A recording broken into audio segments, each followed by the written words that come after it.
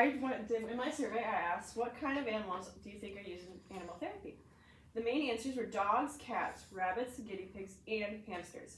All of these are great animals, and they also all benefit therapy. Dogs in therapy are also really great to have. They follow commands and are very obedient. Melinda Stanley Hermans and Julie Miller quote Florence Nightingale, who was a nurse. A small pet animal is often an excellent companion for the sick. The authors then review the benefits of dogs in hospitals and how they benefit the patients due to their size and their commands, their easy commands, and how obedient they may be. This comes from animal-assisted therapy. Pets are also a bit better than humans in therapy settings.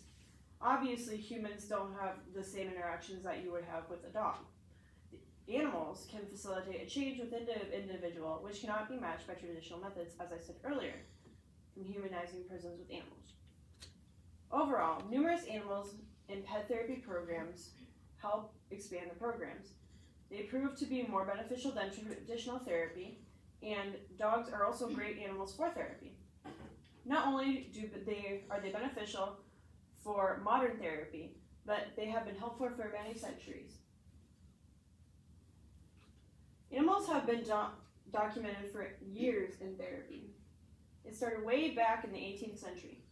John Moore quoted that in the 18th century, Quakers' retreat in England had a man named William Tijuque who worked at an asylum. He would observe the effects poultry and rabbits had on the patients after they looked after them. They responded very positively to the situations and were encouraged by him. This comes from the article Animal Facility Therapy, a Review.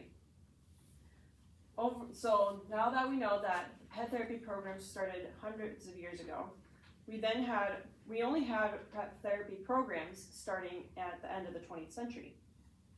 AAT started at the end of the 1900s.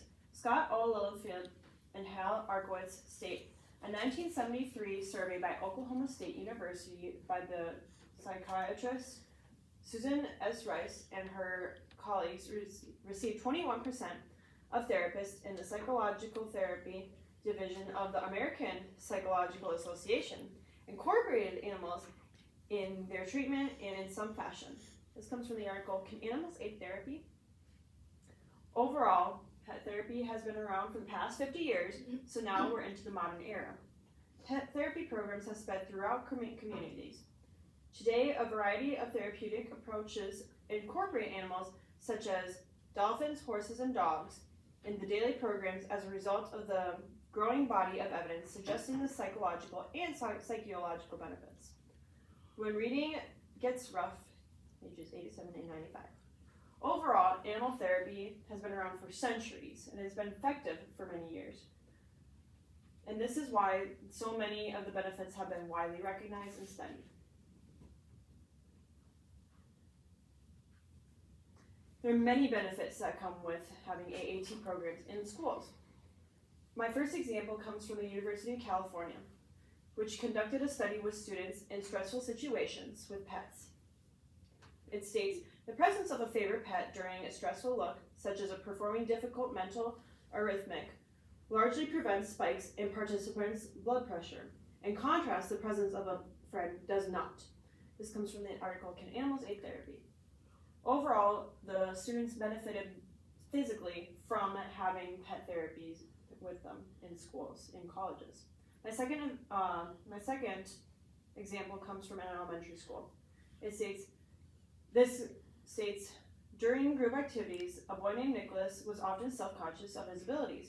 He rarely volunteered to speak and felt very self-conscious, but when he sat with his companion, the boy's voice flowed with confidence as he turned from page to page. This comes from the article, When Reading Gets Rough. Animals have the abilities humans don't possess, such as being non-judgmental. They also are very helpful for the students who are younger and are just trying to figure out their life and when they're at their most vulnerable point.